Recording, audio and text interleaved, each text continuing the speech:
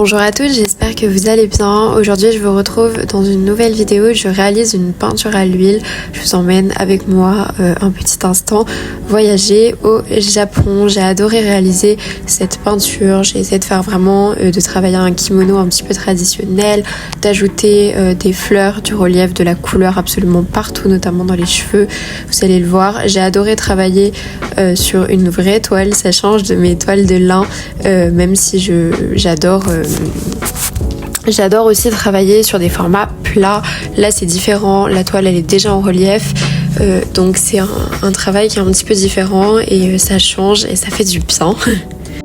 À l'huile, je commence toujours un petit peu par saturer mes mélanges, surtout quand je travaille sur du blanc. Là, j'étais pas directement sur une toile couleur lin, donc c'est un petit peu plus compliqué, en tout cas je trouve pour moi.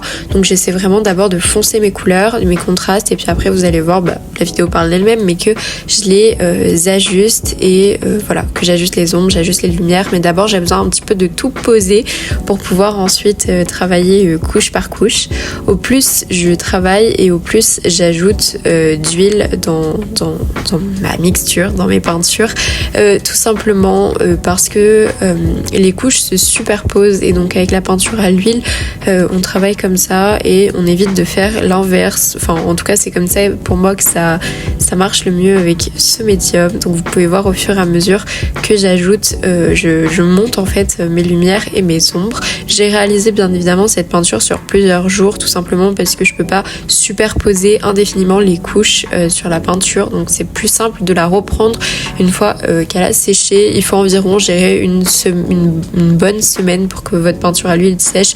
Tout dépend de la qualité de votre peinture, la marque. Je pense qu'il y a des peintures qui sèchent plus ou moins rapidement que d'autres, mais je trouve que pour vraiment retravailler sur un sujet qui est propre et qui est bien sec, pour faire quelque chose de net, de propre justement, c'est bien d'attendre une bonne semaine. Donc vous pouvez voir que là j'ai commencé à la reprendre je crois du coup une semaine environ après. J'essaie ou de conserver ma palette de couleurs parce que je pourrais jamais refaire parfaitement à l'identique les mêmes mélanges, ou sinon de nettoyer de ma palette de couleurs et par contre là je vais refaire des nouveaux mélanges qui seront similaires, mais là c'est vraiment quand j'ai fini dans un second temps, quand j'ai juste 2-3 mélanges à faire à nouveau. Là vous pouvez voir que je redémarre sur une nouvelle palette parce que le plus gros du travail était fait. Donc voilà, mais faites bien attention au mélange des couleurs. Vous pouvez voir que globalement, dans toute la première partie, j'ai vraiment construit mon visage, j'ai mis les ombres, les lumières au bon endroit, et dans la seconde partie de ma peinture, je vais juste venir réajuster, rehausser tout ça et ajouter des lumières et des ombres au bon endroit pour avoir un effet un petit peu plus réaliste. Donc on va dire qu'au début de ma peinture, je pose les bases, surtout sur une toile, pour me repérer un petit peu justement dans l'espace, voir ce qui fonctionne pas, et dans un deuxième temps, avec une huile du coup un petit peu plus liquide que je vais un petit peu plus mélanger davantage, oui. Je viens vraiment, je dirais pas que j'effectue un glacis, mais presque. Je viens vraiment réajuster toutes mes couleurs, les saturer un peu pour certaines, et c'est comme ça que j'obtiens un joli résultat après coup. J'attends ici environ, je dirais, une dizaine de jours, et ensuite je vernis ma peinture. Ça permet vraiment de fondre toutes les couleurs entre elles ensemble et d'avoir un joli résultat.